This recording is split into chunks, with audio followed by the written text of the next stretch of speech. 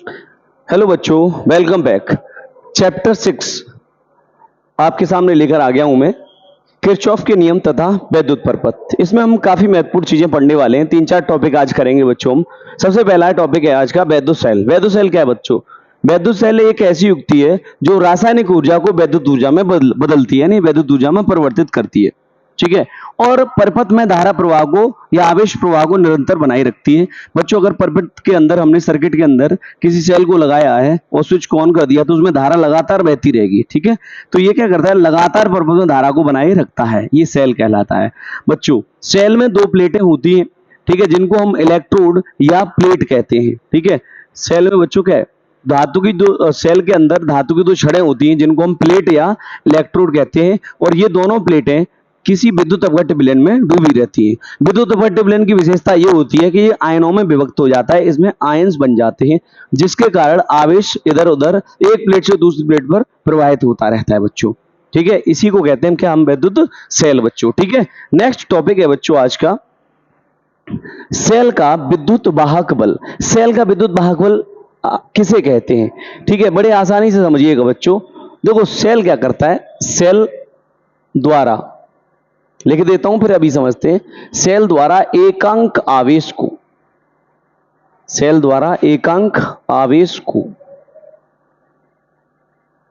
Cell सहित पूरे परपथ में, सेल सहित पूरे परपथ में, सेल द्वारा एकांक आवेश को सेल सहित पूरे परपथ में प्रवाहित करने में, प्रवाहित करने में, प्रवाहित करने में व्यय ऊर्जा, व्यय ऊर्जा को सेल का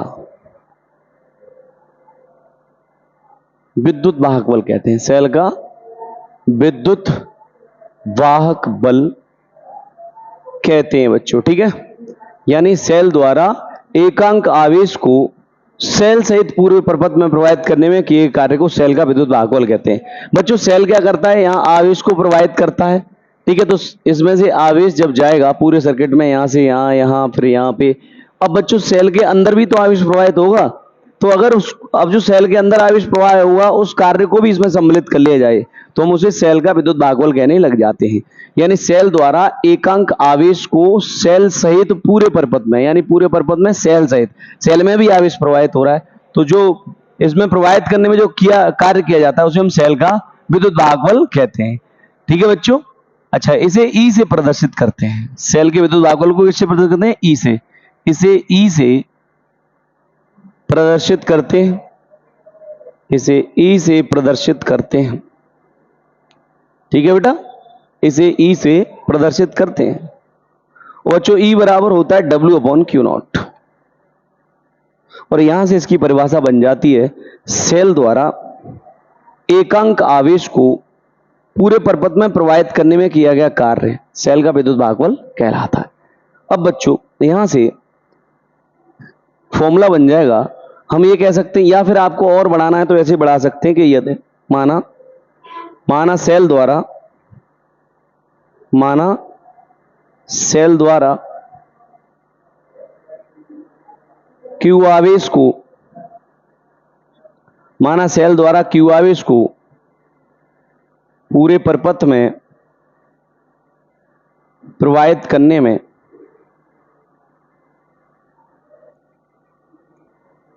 किया गया कार्य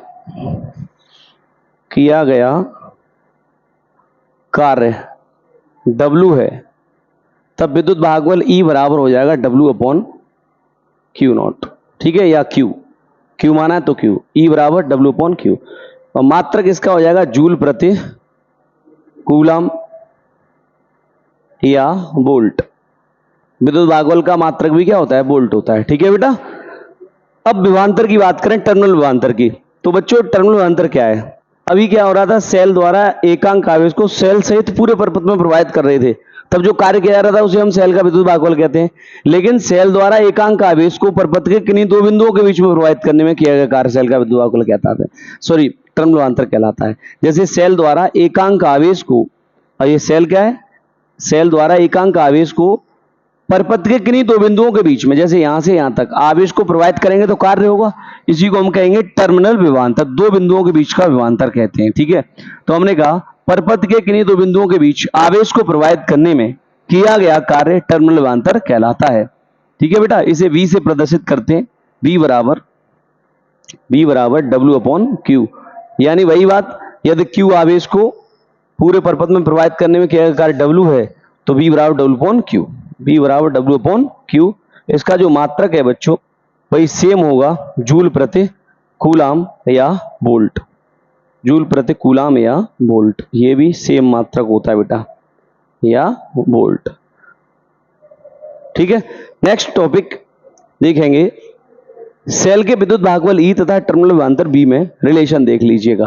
ठीक है, सेल के विद्युत भागफल E तथा टर्मिनल विभवांतर B में संबंध छोटा सा है, आपको समझना होगा। ठीक, देखिए, माना किसी सेल का विद्युत भागफल E है, ठीक है, इस सेल का विद्युत भागफल E है तथा परपथ में इसके द्वारा Q आवेश को प्रवाहित करने में किया गया कार्य W है। अगर Q आवेश को प्रवाहित करता है तो पूरे परपथ में जो कार्य हो रहा है वो W है। ठीक है, तब विद्युत भागफल E बराबर क्या हो जाएगा, E बराबर क्या होगा, W/Q। ठीक है, अब यदि परपथ के विभिन्न खंडों में, यदि परपथ के विभिन्न खंडों में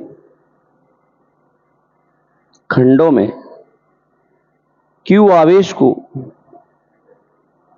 यदि परपथ के विभिन्न खंडों में Q आवेश को प्रवाहित करने में किए गए कार्य,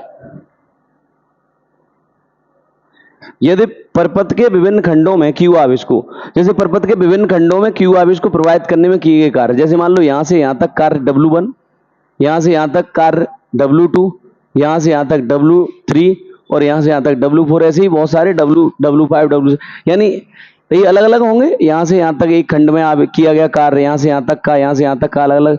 तो हमने कहा यदि परपथ के विभिन्न खंडों में Q आवेश को, विभिन्न खंडों में, इसमें विभिन्न खंडों में Q आवेश को प्रवाहित करने में किए गए कार्य, अगर जैसे मान लो इसमें W1, W2, W3, W4 dash dash, ऐसे बहुत सारे खंड बना सकते हैं हम, डैश डैश WN है,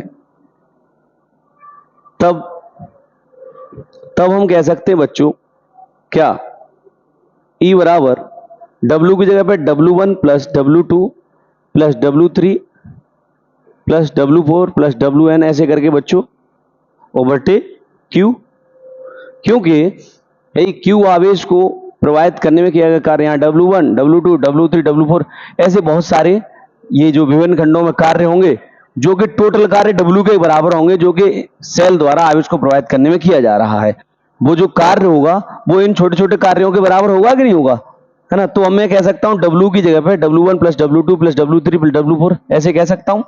ठीक है, अच्छा, तब E बराबर W1 की जगह पे W1 अपॉन Q कर सकते हैं हम अलग से, क्योंकि इसके नीचे भी Q है, इसके सबके नीचे ये, plus W2 upon Q plus W3 upon Q plus ऐसे ही dash dash dash WN upon Q। बोलो, अब आप जानते हैं W अपॉन Q बराबर होता है टर्मिनल विभवांतर, जैसे यहां से यहां तक का V1, यहां से यहां तक का V2 और यहां से यहां तक का V3 और यहाँ पे V4, ऐसे ही डैश डैश डैश VN होंगे, बहुत सारे टर्मिनल विभवांतर होंगे क्योंकि दो बिंदुओं के बीच के हैं। तो यहाँ पे W1 अपॉन Q की जगह पे हम क्या कह सकते हैं, E बराबर V1, इसकी जगह पे V2, ये V3 प्लस डैश डैश ऐसे करके क्या हो जाएंगे, VN हो जाएंगे।